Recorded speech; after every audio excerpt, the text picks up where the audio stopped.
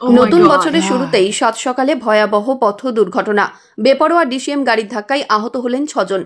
তাদের মধ্যে 4 জনের অবস্থা গুরুতর বলে জানা গেছে। ঘটনাটি পূর্ব বর্ধমান জেলার মেমারি থানার অন্তর্গত বোহার সোনাডাঙ্গা এলাকার। জানা যায়, বুধবার সকালবেলায় বোহার সোনাডাঙ্গায় নিজের জমি দেখতে গিয়েছিলেন স্থানীয় এক ব্যক্তি।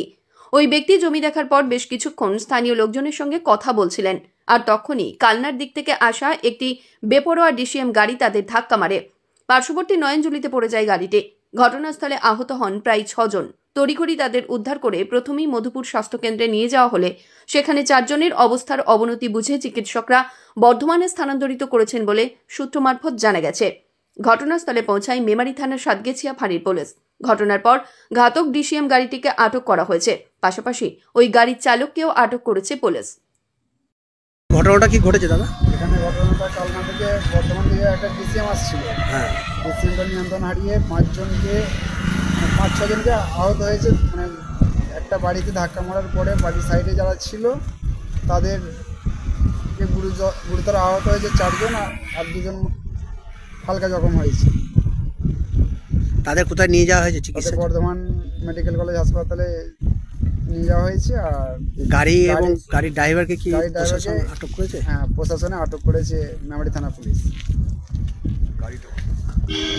ঘটনাটা বলতে আজ সকাল 8টা নাগাদ কালনা দিক থেকে একটা ডিসিএম গাড়ি বর্ধমান দিকে যাচ্ছিল। হঠাৎ করে সোনাডাঙ্গা টিউবওয়েলের কাছে নিয়ন্ত্রণ হারিয়ে তার নিজের সাইড ছেড়ে দিয়ে অপোজিট সাইডে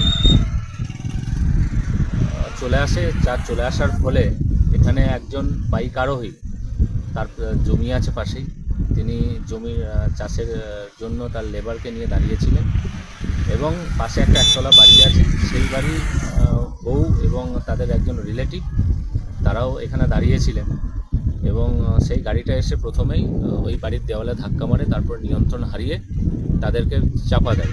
এর ফলে মানে 4 জনের অবস্থা গুরুতর এবং স্থানীয় মানুষ এবং পুলিশ প্রশাসনের সহযোগিতায় প্রথমে তাদের